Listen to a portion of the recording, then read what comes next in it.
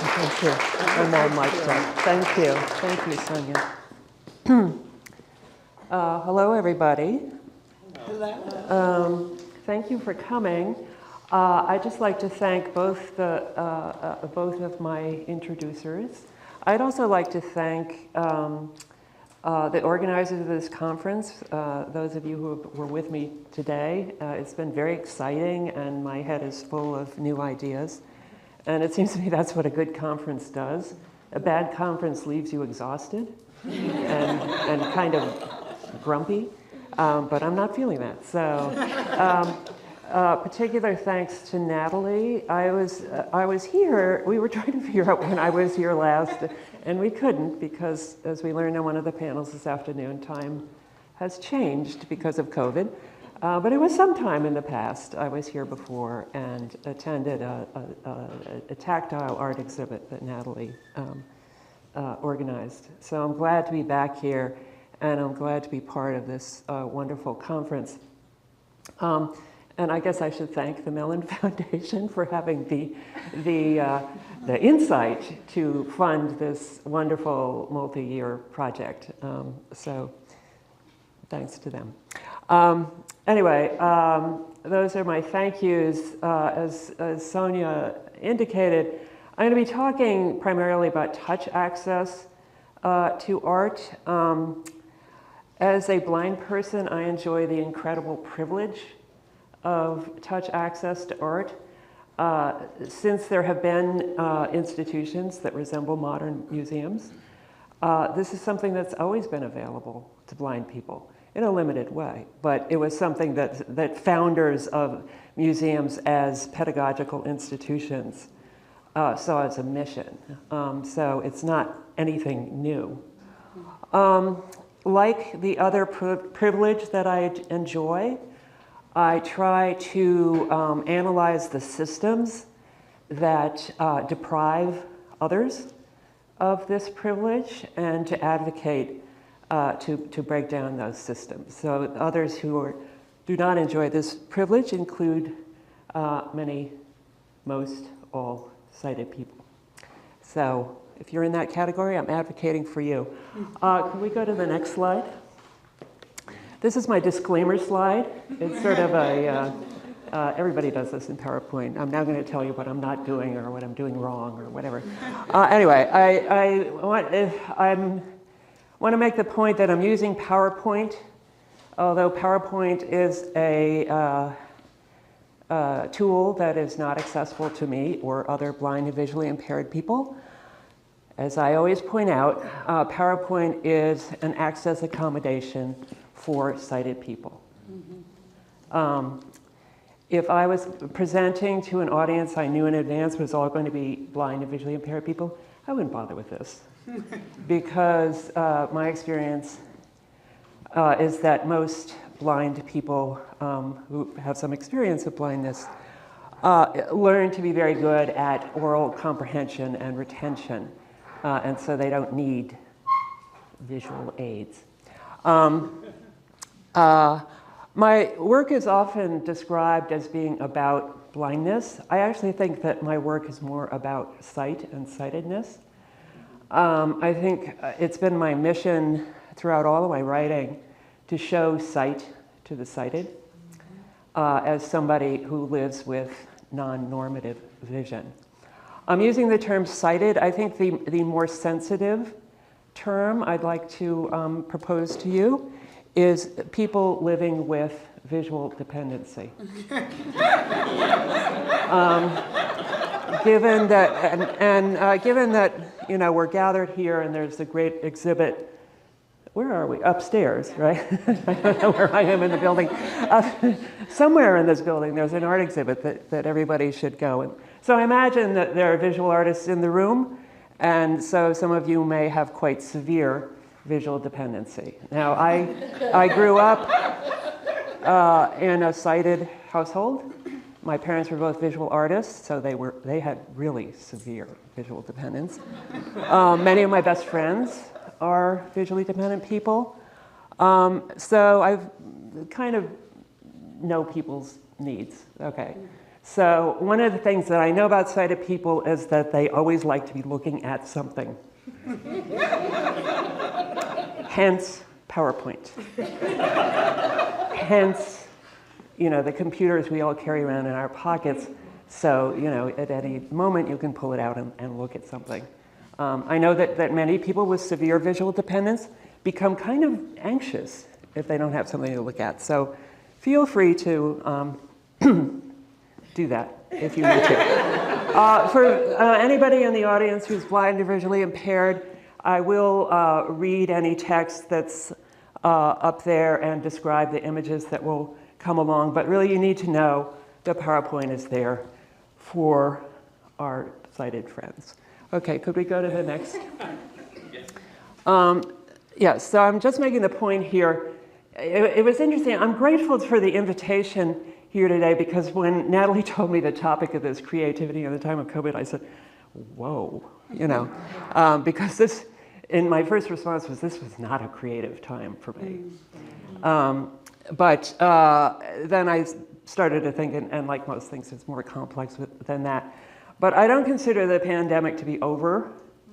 So I'm really talking about a pandemic lockdown as a particular phase in the pandemic that we're still living in. And so I'm going to be describing projects I was involved in before, during, and after lockdowns around touch access. And thinking, really, I'm grateful for the opportunity to talk about this because it's been an occasion to sort of think about how my thinking has shifted in relation to such issues as touch, as presence, as social interaction, and so on and so forth. And to really be mindful of what those aspects of human experience are and have been and could be in the future. Let's go to the next slide.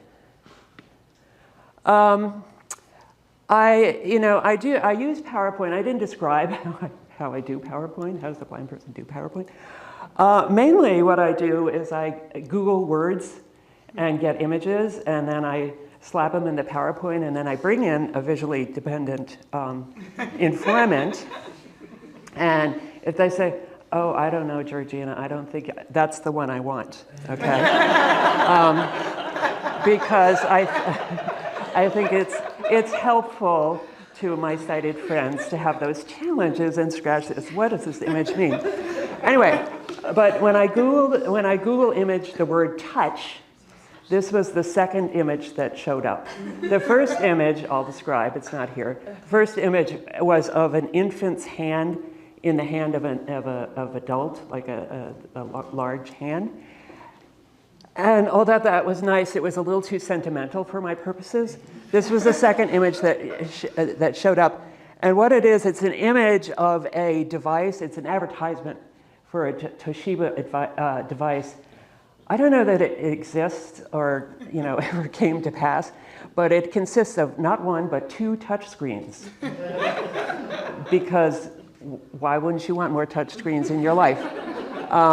And there's a hand with sort of a pale skin, I guess, touching the touch screens to show you how you touch a touch screen. Now, of course, touch screens are ubiquitous in our lives today. But in talking about experiences of aesthetic experiences of touching art, a touchscreen is the furthest thing from what I'm talking about. That it's a very limited understanding of what touch is. Because after all, when you touch a touch screen, what are you using? You're using the pad of your index finger or more like the pads of your thumbs, right? There's a lot more to touch than that. Let's go to the next slide, please. You notice how I'm always looking over my shoulder as if I know what's up there? I do it all the time. I don't know what I think I'm gonna, anyway. I have a list of words here in 2 columns, and I'm talking about the touch equipment. That if you think that touch is limited to, your 2 fingertips, there's a lot more to it than that. And that the successful aesthetic experience of touch in an art museum context, you benefit from employing as much of your touch equipment as you possibly can. So yes, the fingertips, but also thinking about the fingernails, also thinking about the fingers as a whole, thinking about the grasping of fingers, the palms, thinking about the backs of the hands, thinking about, most humans have a dominant and a less dominant hand, but often touch experience can be quite different and can be valuable using your non-dominant hand versus your dominant hand, but it's always worth those sorts of things. But it's not just your hands, it's your whole musculature, your whole body, your bones, your muscles, your sinews, your tendons. It's your skin, okay? It's the largest organ in your body. A lot of touch receptors are there. Also thinking about your receptibility to things like vibration, which often you feel through the soles of your feet or in your rib cage. I mean, think about the sensation, maybe most of it's had of thunderstorms, that you often feel that in your bones. Also thinking about, what else have I got up there? Muscles of feet, muscles and tendons, rib cage. Yeah, okay, so those are just, this is not an exhaustive list, that's why. Huh? Canes. Oh yeah, yeah. I mean, the cane is an extension of your hand. Yeah, the cane is both a tactile extension, also sonic equipment, which is related. Sound as vibration, Let's go to the next slide. Another 2 columns list of words. Here I'm talking about, so what are you hoping to get out of touching art? Okay, so if you're, and this is going back to the ideas of what parts of your body you're using and what delivers what kind of information. So yeah, your fingertips and your hands are good at discovering contours, textures, temperatures,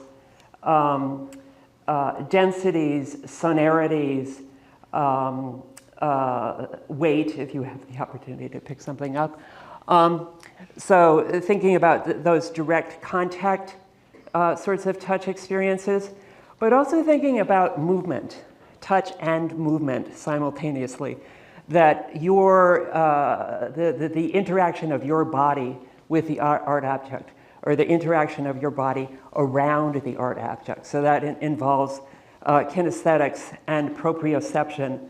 Proprioception is sometimes referred to as the 6th sense. So it's the neural systems that it tells your brain what different parts of your body are doing in space. Okay, so it involves movement and also a kind of sensitivity that's not in contact. I'll make the point here that touch tours for the blind, when organized by museums, though I always leap at the chance to get my hands on art. There's good ones and bad ones, and good opportunities and bad ones. When they fail, or when they're less satisfying, they seem to be based, I've determined, on the idea of sensory translation. So that there's an idea that sighted people see the thing, the blind person needs to touch the thing. And in so doing, it's almost like a magical thinking that visually dependent people sometimes have, that if the blind person just lays their hand on the thing, bing, an image will go into her mind's eye, and then she'll know what it is. I'm not sure I have a mind's eye, or if it is, it's precisely as impaired as my real eyes. But I'm here to tell you that, so there's an emphasis sometimes on form recognition. So I hated at a touch tour when they say, here, touch this. Can you guess what it is? It's like, no, I'm not going to play that game with you. Form recognition, because I can tell you in the history of Western art, you know, it's liable to be either a naked woman in a chair or a clothed man on a horse. Those would be my first two guesses without touching the thing. So I don't want to play that game. What's interesting about aesthetic touch experience is about the experience of the materials of the object, how the artist shaped and manipulated those materials. Also, how the artwork interacts with my own body. So if you think just in general, and I'll have some examples of this going along, the difference between an object that you can hold, you can cup in the palms of your hands, versus something that's monumental where you have to reach and stretch. Just those two extremes speak to different aesthetic experiences. So, you know, in figuring out what the thing represents is, in my experience, the least interesting thing about the experience. Yeah, I want to know it's a naked woman in a chair, but how does this naked woman in a chair differ from the 10 million other ones that I've touched? The other thing I'll say, and I'll come back to this, is one of the things that I've learned as I've begun to articulate what my experiences are, is that it's useful to make yourself sensitive to the artwork and how it wants to be handled.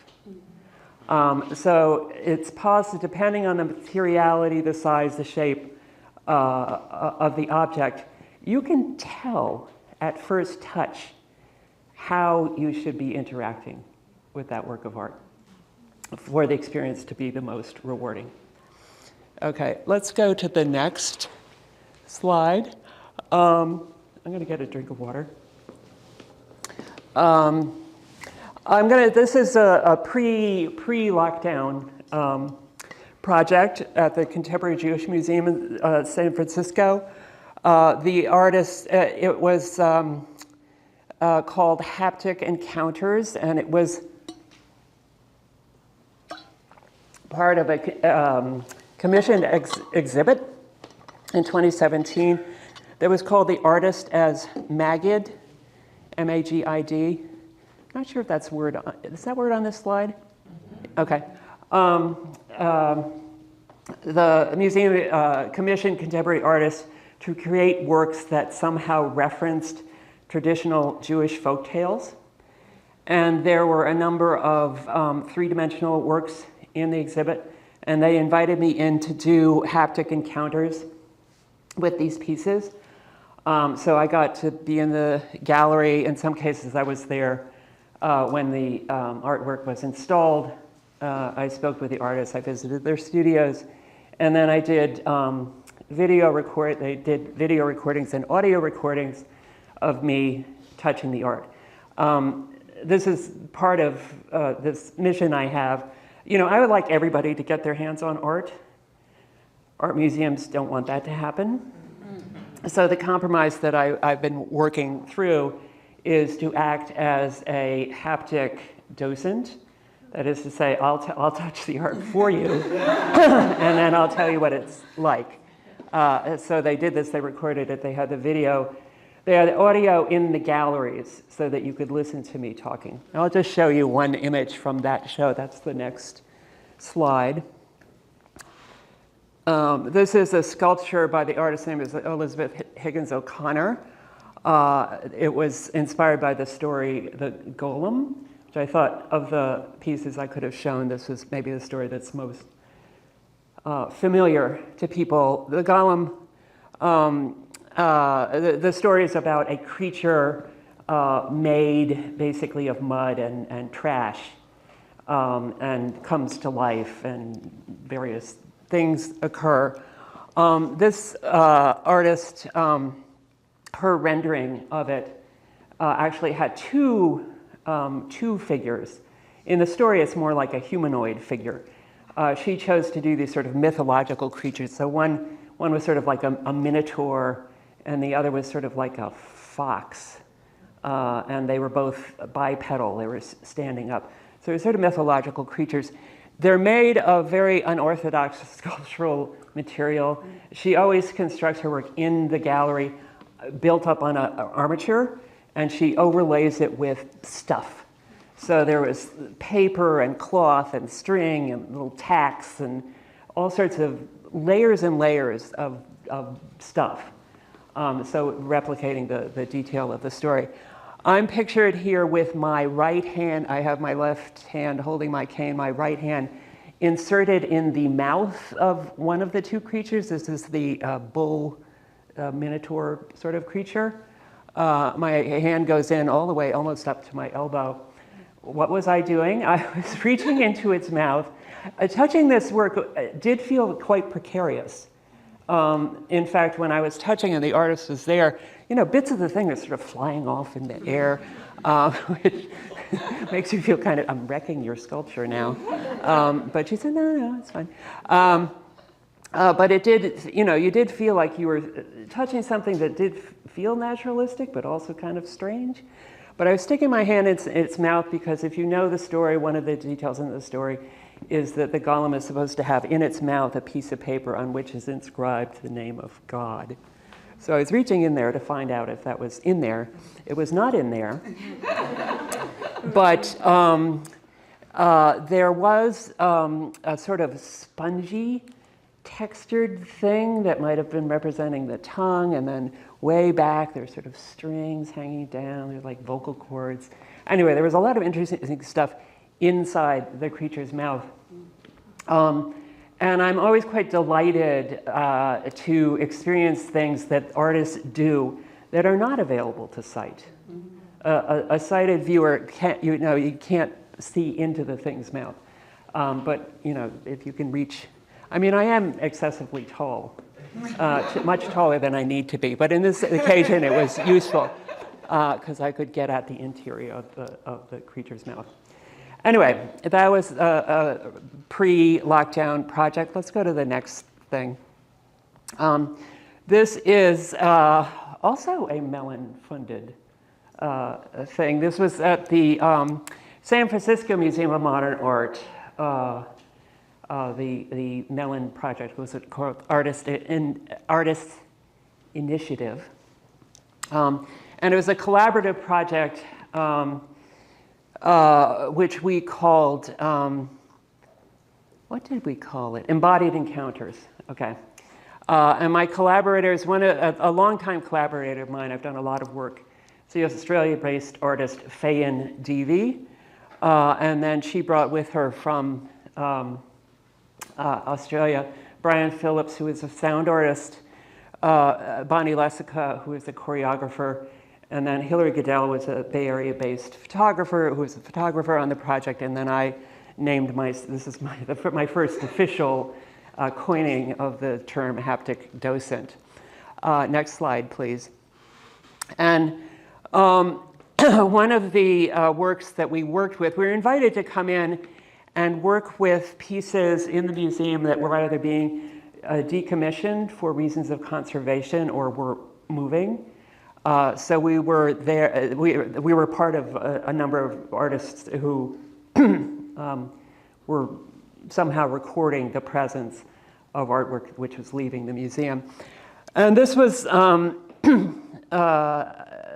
of the pieces we worked with was Richard Serra's Sequence. This is a huge, monumental sculpture made of steel. It's about 3 stories high. It weighs many tons. It's made of the same kind of steel that ships are built of. So it develops this, it's not rust, but it develops this sort of orangey patina, which actually preserves the steel when it's in water.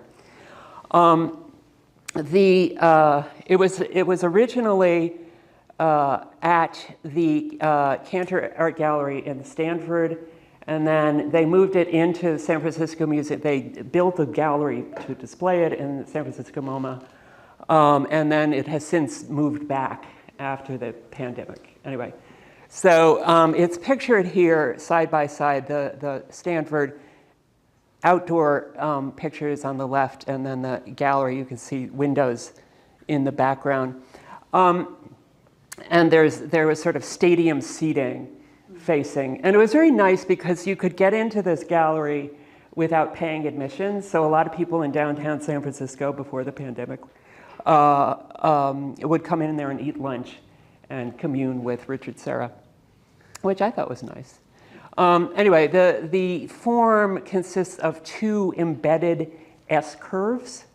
So they're sort of stuck together in a way that creates a pathway. You enter the sculpture and you move through the sculpture in a pathway that's like an infinity sign or a figure 8. And then, if you think of an 8, then there are two sort of semicircular chambers that you enter in the interior of the space. Okay, I should point out the irony, maybe the hypocrisy, that when the sculpture is displayed outside, as it is now, everybody touches the sculpture. Okay. Once it's inside the museum, nobody touches the sculpture. So I'm here to tell you, I interacted with this piece for a number of months. Every day I was there. There are guards walking around, don't touch the sculpture, don't touch it. But you're inside the thing, everybody's touching the sculpture. Okay.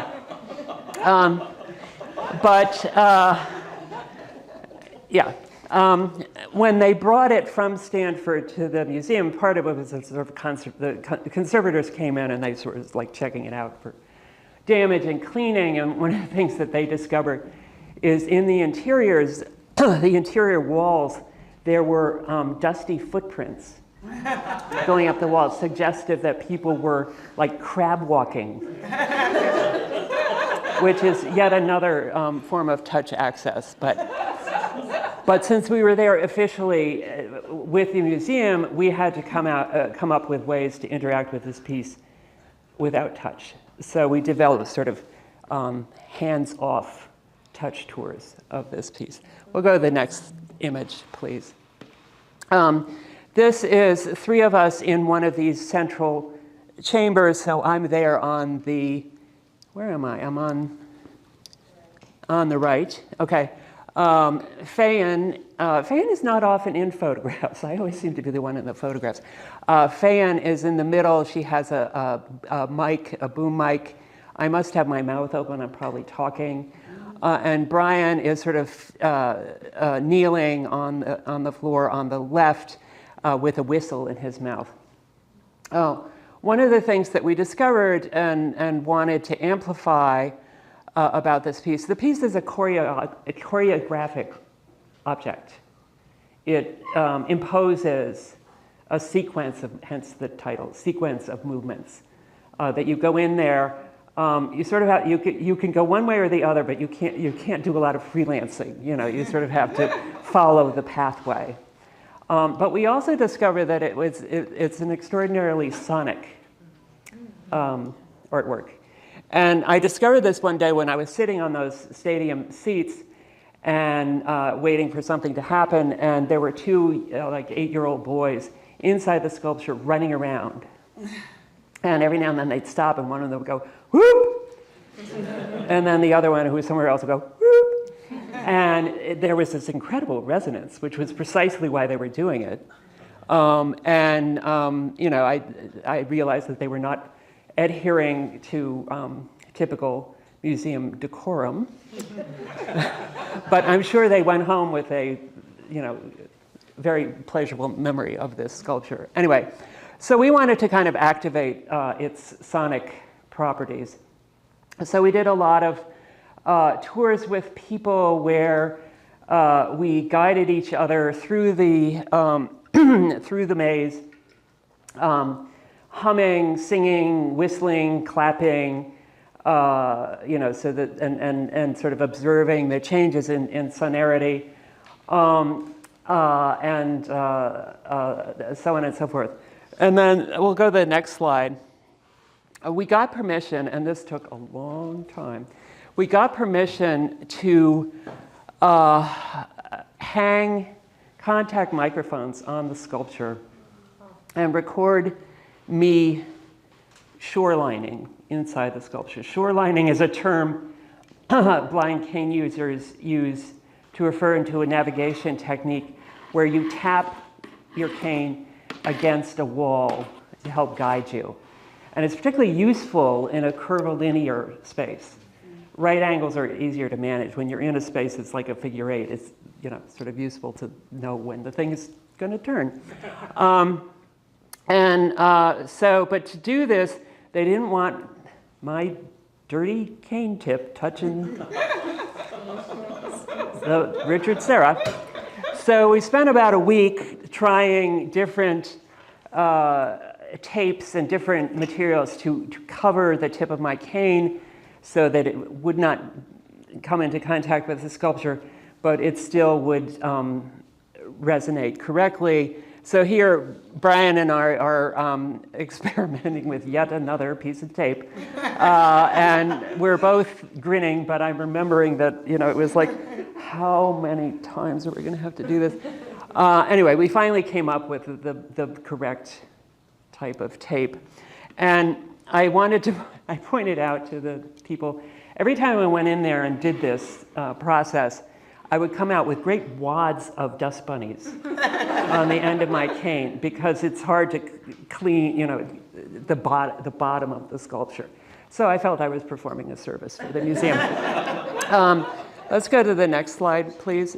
So here's a slide. This is showing me shorelining inside one of the circular spaces, and Bonnie is reclining on the floor, and she's choreographing, responding to the walls of the structure are not perpendicular to the floor. They sort of curve inward. So she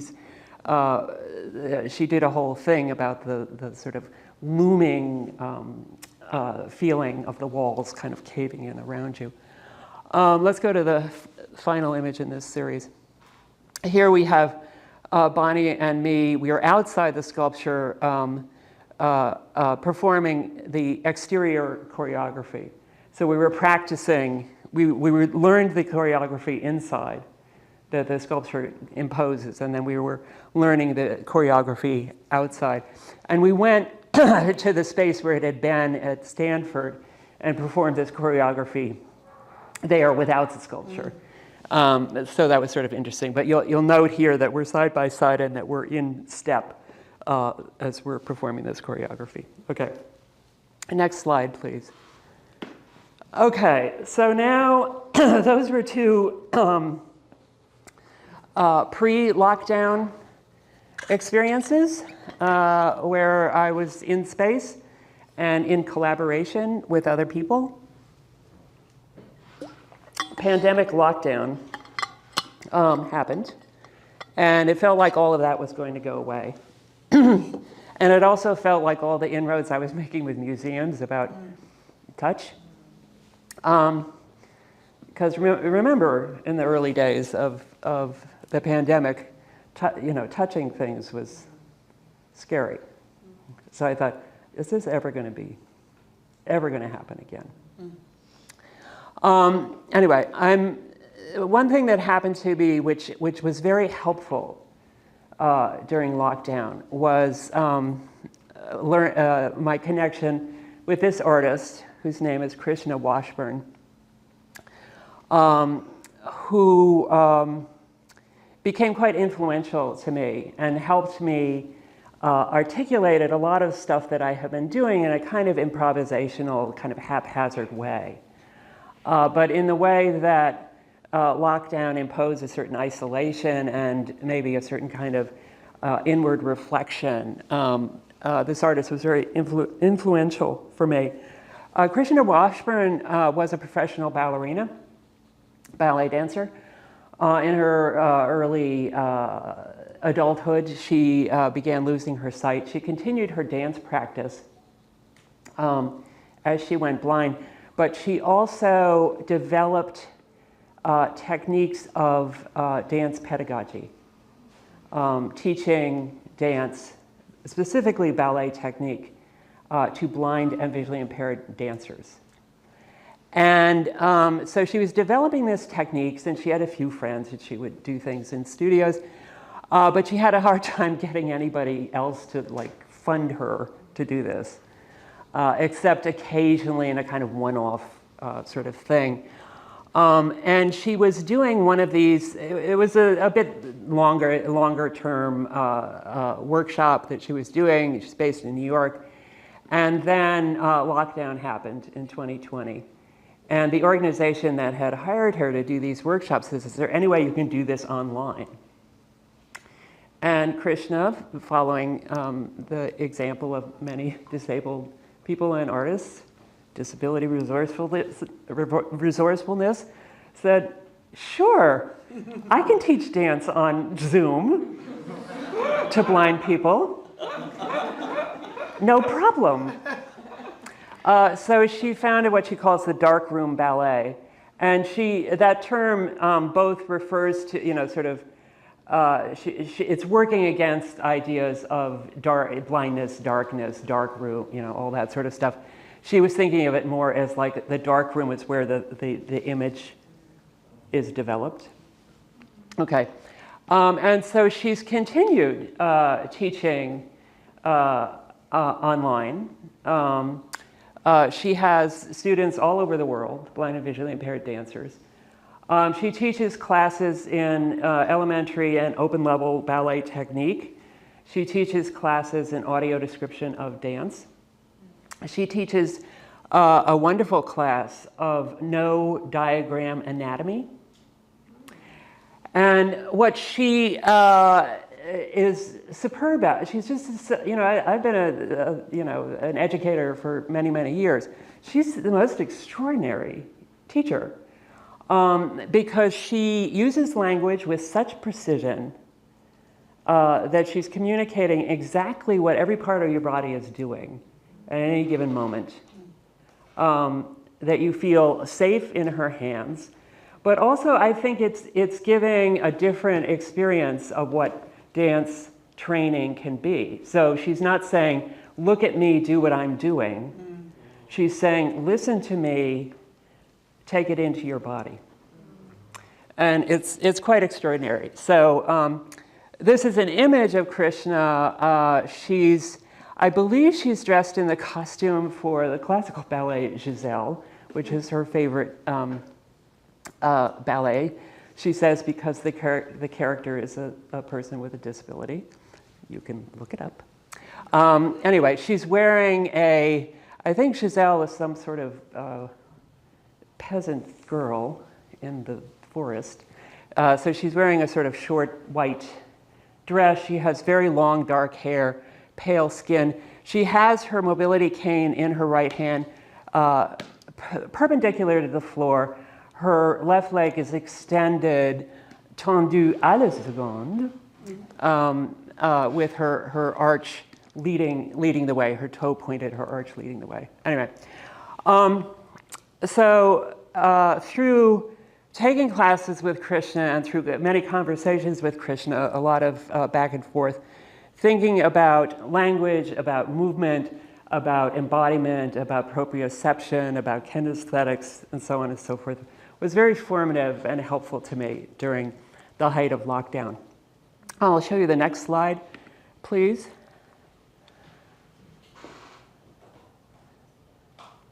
This is a project that Krishna, a collaboration between Krishna and another dancer named Heather Shaw. It's based in California. Krishna is based in New York. They made a film called Telephone. It was released in 2022, but it was filmed entirely during lockdown period. And like the children's game, it was based on a sort of communication train. So Heather choreographed a phrase.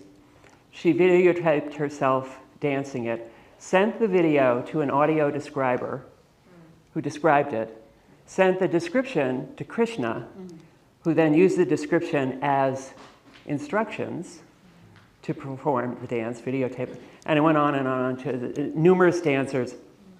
They made a film where these different clips were kind of edited together, and in the spaces in between, Krishna speaks about arts access and audio description and dance and other subjects. I was going to show a the trailer of it, but I didn't get around to doing that. But I would encourage you to look it up, not now, okay, later.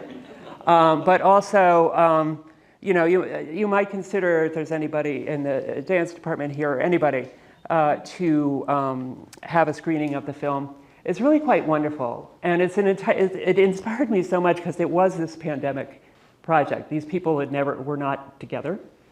That in fact, Krishna, who also has immunity compromises, she closely collaborated with this person she's never been in three-dimensional space with.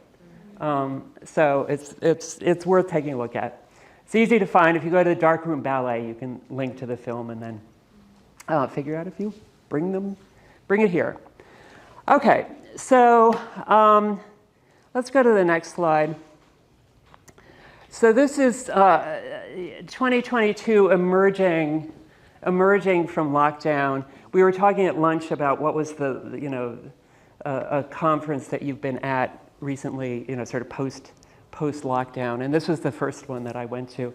It's at the Wellcome Collection, and that is spelled correctly, Wellcom, which is, they describe themselves differently. I would call them a history of medicine and science museum in London. They are the best resourced museum in all of the UK. And they've also pioneered a lot of accessibility technologies in museums. Okay, so they had this exhibit and conference in 2022. The exhibit was called In Plain Sight, so it was all about vision and visual technologies and eyeglasses and so on and so forth. And they had a number of commissioned artworks by artists with visual impairments. And I was involved in one of those. So let's go to the next slide. I'm going to take out something here. This is yet again a collaboration with my friend Fayan Devi. We and another artist whose name is not on the slide, named Carmen Papalia. I'll spell that Carmen Papali, Papalia. It was a very complicated installation, but as a sign of how well-resourced this museum was, they built us a display cabinet to resemble, sort of 19th century museum furniture. And they allowed us to display 3 artworks in the museum, in this cabinet. There were drawers that open, and you had a key, and you could take out the artwork. And our idea was that everybody would be able to touch the artwork.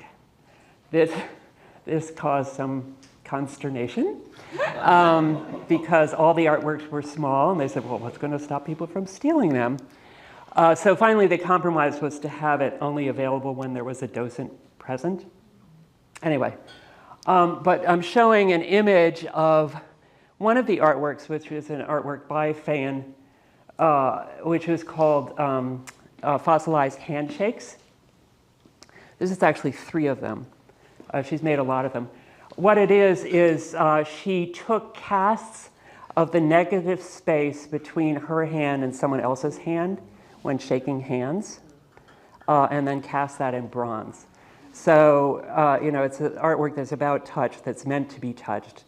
It's also recording an ephemeral experience of making permanent in bronze.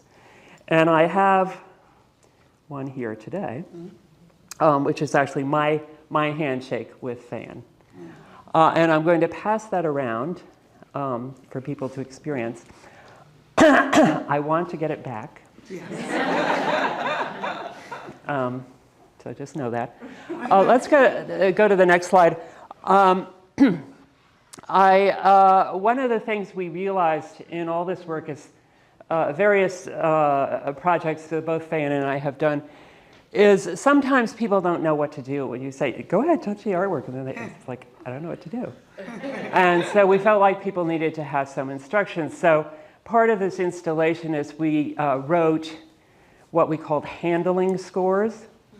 So it's sort of a set of instructions or a kind of sequence of events to try with the artwork and see what happens. And this was available in the gallery in, we recorded this, and then it was available through directional speakers that were activated when you approached the artwork. So this is only, I think, a third of it. I will demonstrate. So the first instruction is take its weight in your hand. Invert and rotate. Try new orientations until it feels most at home. Try it in the other hand. Trace its outlines with your index and third fingers. Watch out for the sharper protrusions. What's my next line? Marvel at the regular beating along one edge and then the other. How did that happen? As you ponder this, worry the ridges with the pad of your thumb. Okay, so that's just a sort of list of it, and it goes on. One thing I should mention, it ends with, one of the things about bronze, which is very satisfying, is when you handle it for any length of time, it emits a scent. So the end of our handling source is active. So I'm going to pass this. I want it back. If you don't want to touch it, just pass it. You get somebody to reach around you. Okay. So that was my first sort of in-person, back in the museum experience. I should take the opportunity to note that when museums, particularly well-resourced museums, were shuttered during the lockdowns, a lot of them really stepped up with online programming. Many of you may have witnessed this as sort of like curators' talks and gallery talks and Zoom experiences. One of my favorites was at the Frick in New York. They had a regular show called Cocktails with Curators, where they would have a curator talking about a work of art, and then they would give you a recipe for a cocktail to drink while contemplating that work of art, which I thought was a great idea. Of course, I never had any of the ingredients that they were, so I just drank the gin. But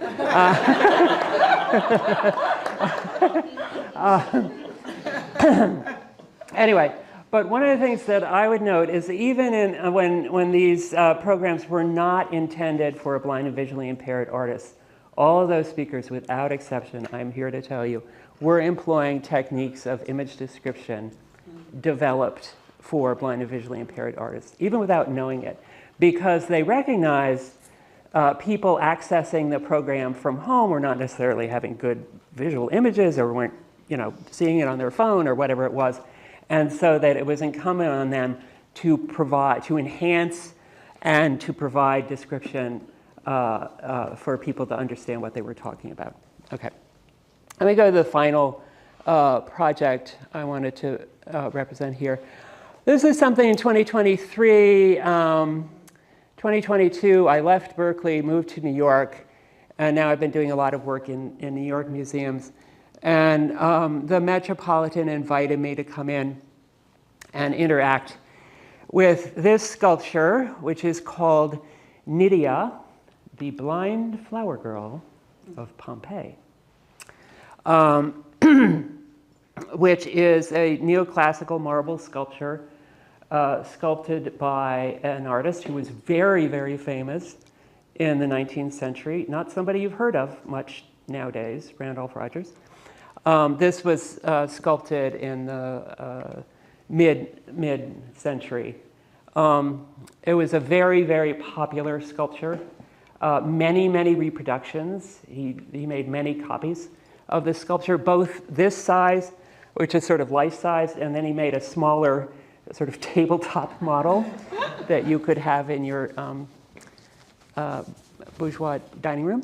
Anyway, the Nydia, the Blind Flower Girl Pompeii, this was from a character from a very popular novel, somewhat earlier, called The Last Days of Pompeii by Edward Bulworth Lytton.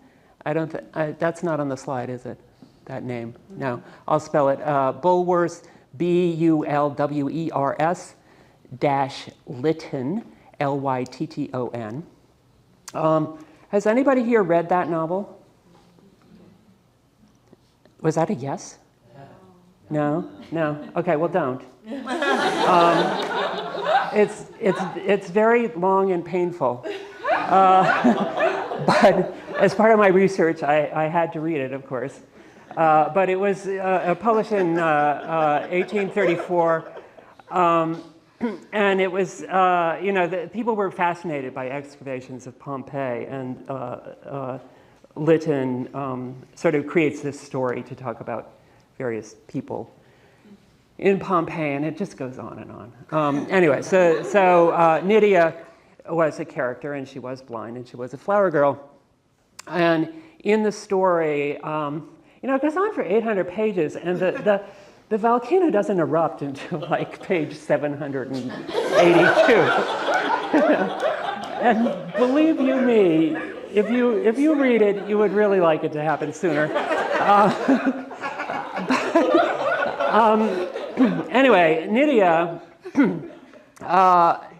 being, so it's erupting, there's smoke, there's flame, people screaming, they're running, Nydia, being blind, is undaunted by the darkness and the smoke and so on and so forth. And so in an act of selfless heroism, she rescues the main characters. And so that's the moment in the story that Randolph Rogers depicts in the sculpture.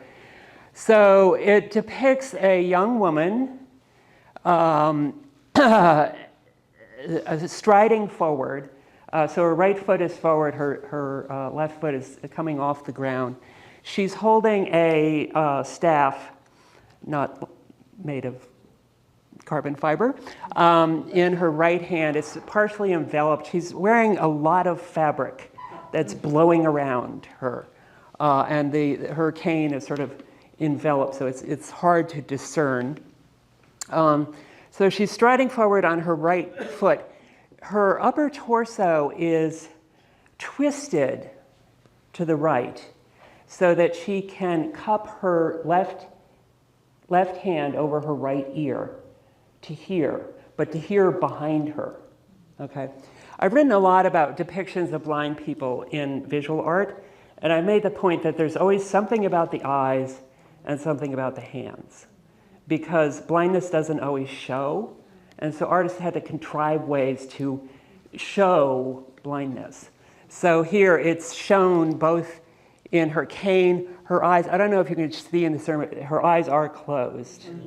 Oh, you can see that, okay. But this odd pose really sort of what is she doing, is meant to draw attention to her blindness and her enhancing her hearing so she can hear behind her, okay? On the right is a picture of me interacting with Nydia, so I'm basically holding her head between my two hands.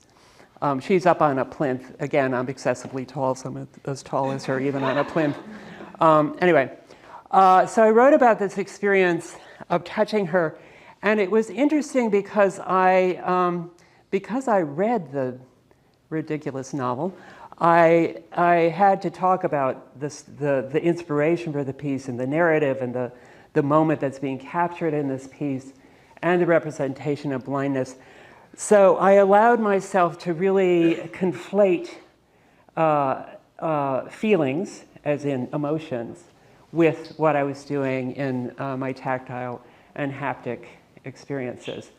So that material is still available on the Met's blog, the Met Perspectives.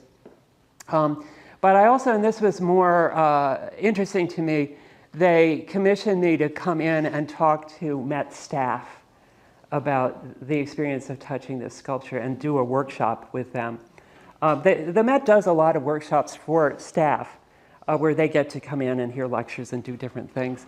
And this was very well attended because everybody wants to get their hands on art. But I had to systematize what I had done kind of improvisationally in past projects. And I came up with 3 different techniques that seemed to me valuable for how to interact with this particular neoclassical marble sculpture.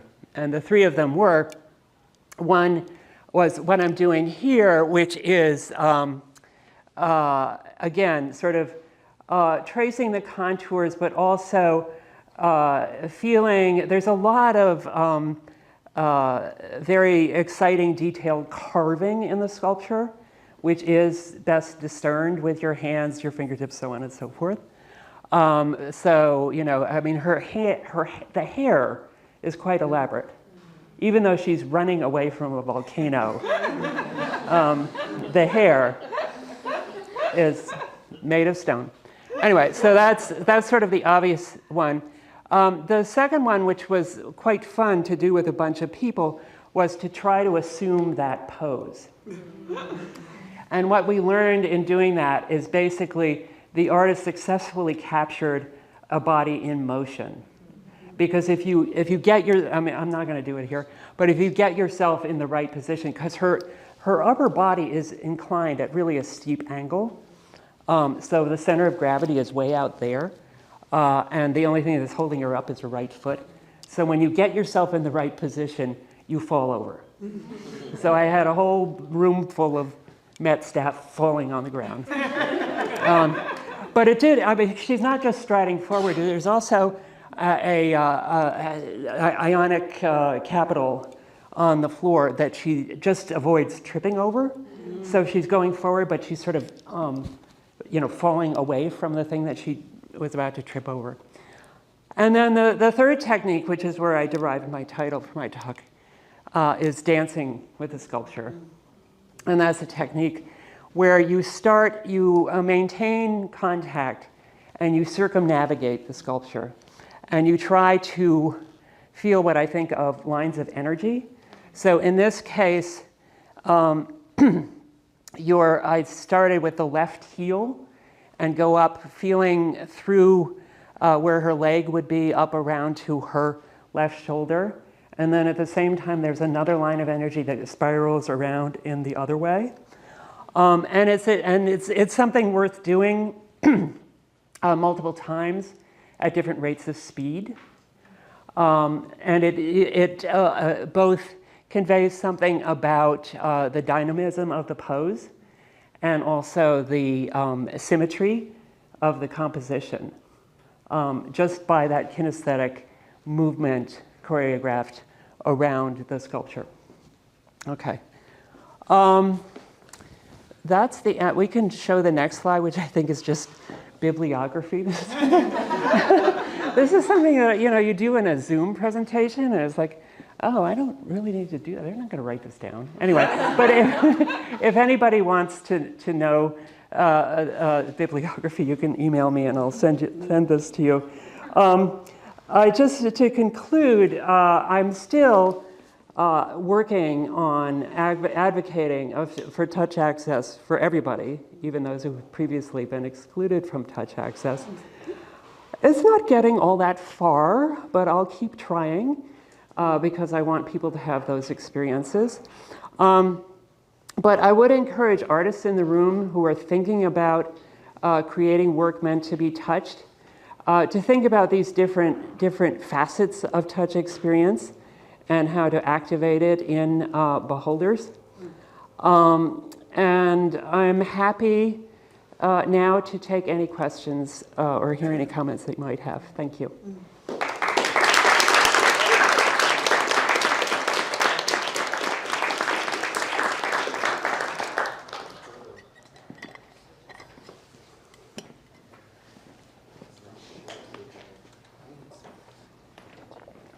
Thank you for a wonderful talk and a fun one at that. Thinking about creating works of art and touch access, are you open to the idea of replicas as being the object to be touched by the public?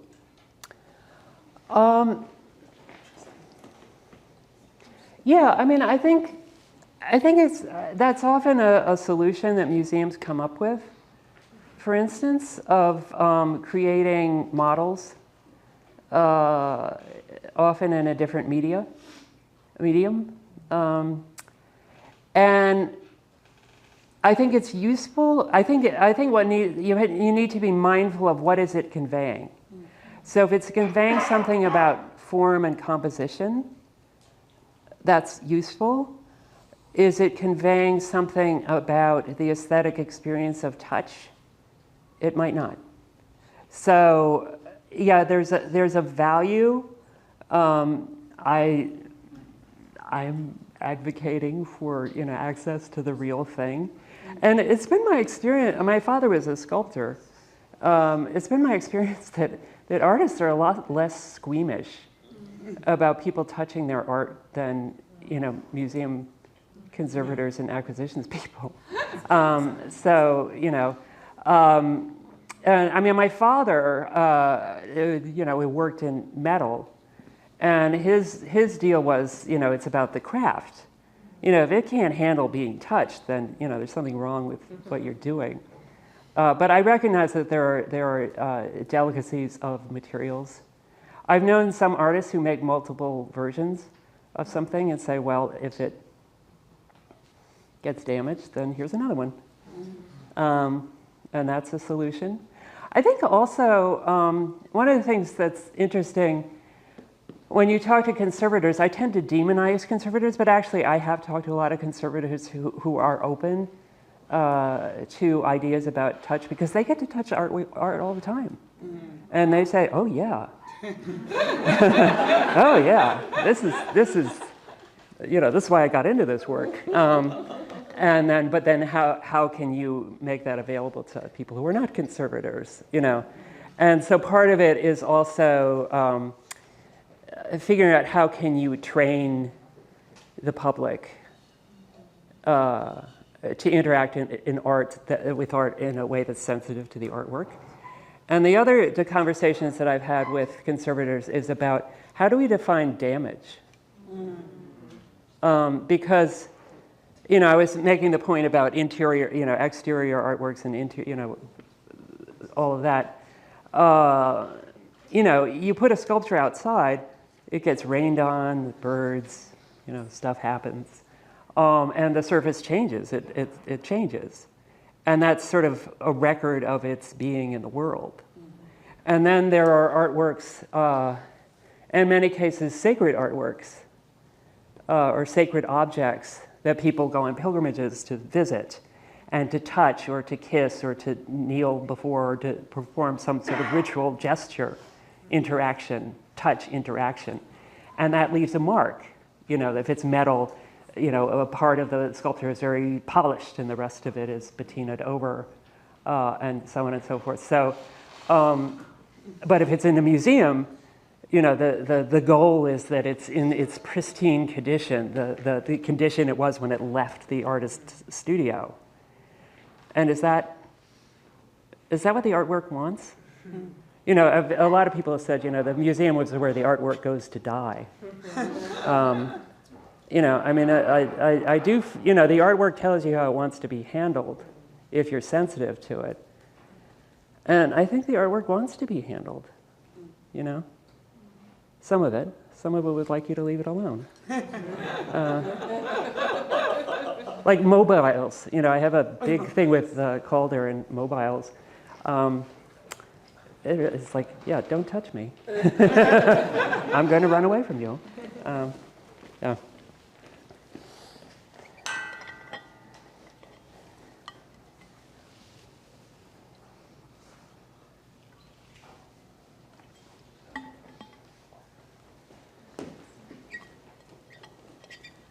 Thank you so much for your talk, Georgina. The sort of moving through senses and seeing myself as someone who is highly sight-dependent. I appreciated the kind of context of the framing. And I was wondering just about the scoring process and how that's like working in a different medium maybe, and if you could talk across like what it means to be in that collaborative scoring mode versus in the tactile mode, and if they're the same, or if there's a kind of translation for you between like scoring and touch and how that's going. That's an interesting question. The handling scores, it was a collaborative experience. I mean, I wrote some of them, Fayen wrote some of them, and then we sort of talked back and forth. But a lot of it was interactive, you know, but a lot of it was sort of, well, what am I doing? What am I doing here, and what am I getting out of it? You know, so there was a lot of editing out of, you know, do this, do that, and it's like, well, why? You know, and then sort of trying to create a text that was not so lengthy that people were going to walk away, but still was interesting and kind of suggestive of things. You know, it became an emphasis on verbs. You know, it's like, take its weight, try this, try that. It feels at home. You know, worry the ridges, marvel at the beat. You know, so an emphasis on both verbs, actions, but also the touch equipment. You know, use the pad of your thumb to do this. Use these two fingers to do that.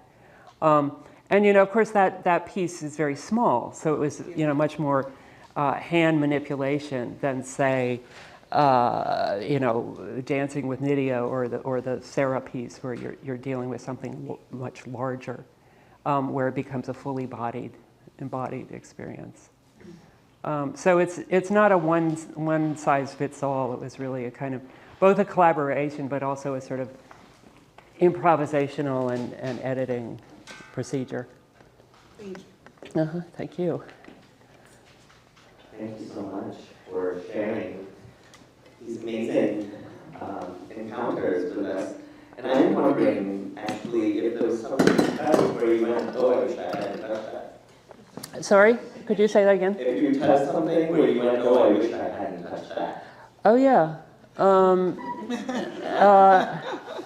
All right, so now you're going to want an example. Yes, please. There was an example in that the thing at the Contemporary Jewish Museum, and now because it was a bad experience, I can't remember the name of the artist, but it had a lot of. It was both delicate and dangerous, because it had a lot of sort of visually sparkly, shiny, mirrored surfaces that also had, you know, glass edges. And we knew, I mean, they didn't just, oh, go, knock yourself out. They said, you know, this is going to be a little. And so the artwork tells you, okay, be careful. Right. I could draw blood. So it was disturbing. I mean, it ended up being valuable because it was referencing the sort of trope in a lot of folk tales of the forest as a site of danger. So this was sort of this magical forest, which was at once, I think, visually very pretty, but also I think visually you could say, oh, that's kind of sharp. And to the touch, it was, yep. In this case, the eyes do not lie. It was, yeah. Thank you. Thank you very much for this talk. I guess two quick questions. For one, in terms of like a Benjaminian aura and what touch, how that alters the interaction with you, especially for some the sorts of works you were talking about where there's like multiple versions of it. And then the other question is, I went to a Please Touch museum when I was a kid. It was just like the coolest thing ever, and I'm wondering if you've worked with those kinds of museums at all. Like science museums, that sort of? Yeah, kids museum. Yeah. Like the Please Touch museum. Yeah, I mean, those types of museums, I mean, it's sort of one of the issues is that there's an infantilization of touch. But things that are science museums, children's museums, there's a lot of touch going on, and they really know what they're doing, you know. And they've learned how to make displays which are durable, stand up to a lot of 8-year-olds punching them. So it can be done. So in some sense, I feel like they know what they're doing. What was your first question? Now I can't remember. About like Benjamin's auras and like how touch alters that interaction. Auras and how touch. That's interesting. I haven't really thought about Benjamin and touch. And I would say, I don't think it's far removed, really, as I remember Benjamin. I think it. I guess it. This is an interesting dialogue I'm having in my head now. What do you think, Walter? I'm trying to promote an idea of an interaction with art that's, atypical, yes, but also genuine, authentic, mindful, trying to get at something in the artwork which maybe is not readily available to the usual mode of access. Does that make sense? Yes. And so, yeah, on a third removes from what Walter meant. Maybe I'm there. Yeah. Cool. I'll have to, thank you for that question. I'll have to go home and do more reading. Huh. So I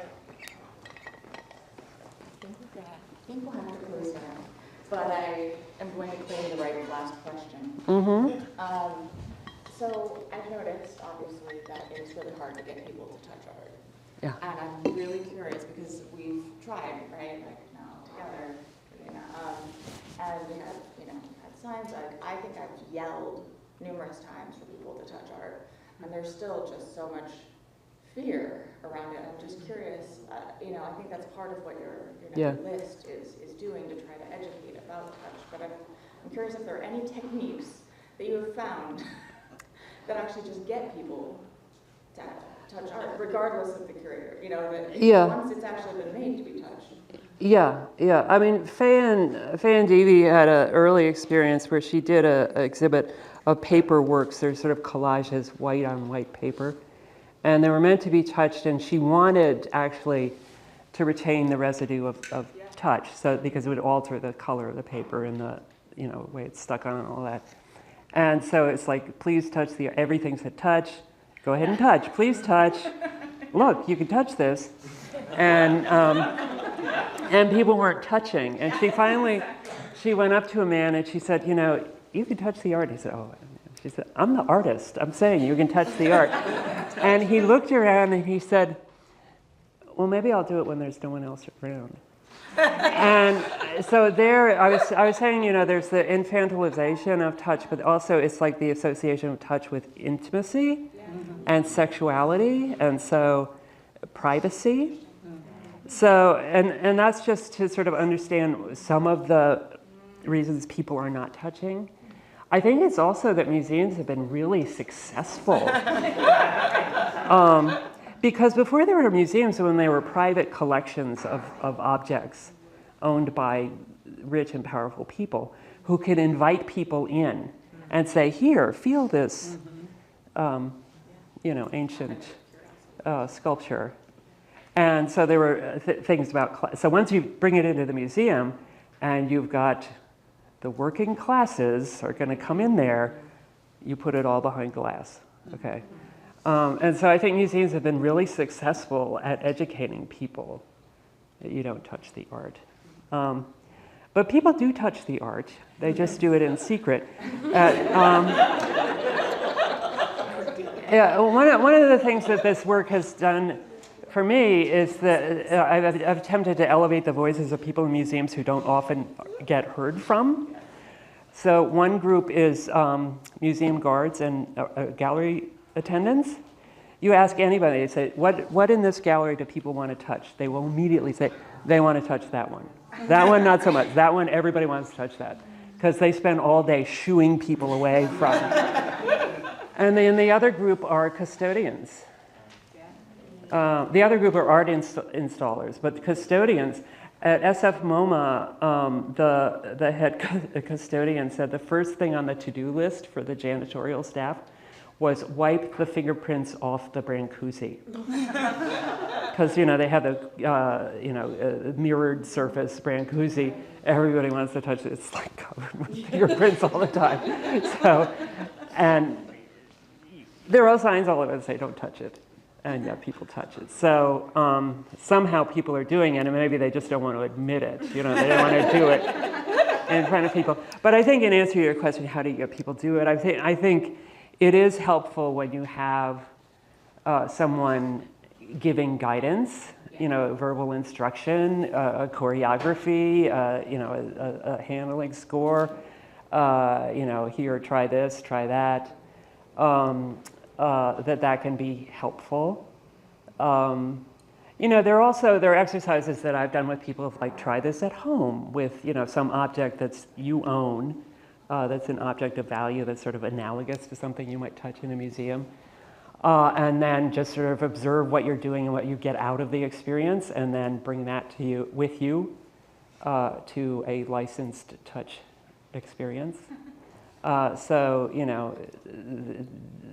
People can learn how to do this. Yeah, thank you. Thank you.